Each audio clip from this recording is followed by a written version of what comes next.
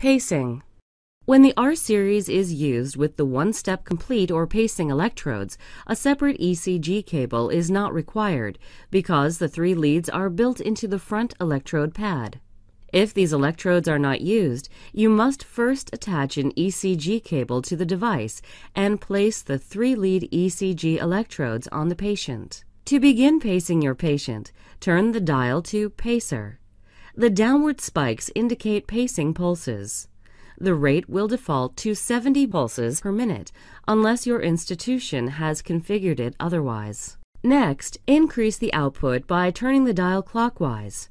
Normal range for capture is between 40 and 80 milliamps. Usually, when obtaining capture, you will overshoot the patient's threshold.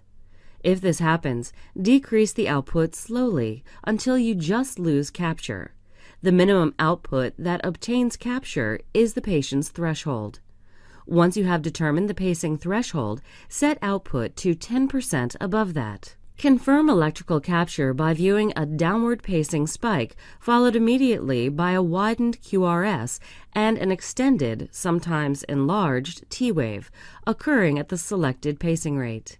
The intrinsic rhythm should be absent. Mechanical capture can be confirmed by physically palpating a femoral or radial brachial pulse. At any time during pacing, you can use the 4-to-1 button to determine the patient's underlying rhythm. Press and hold the 4-to-1 button.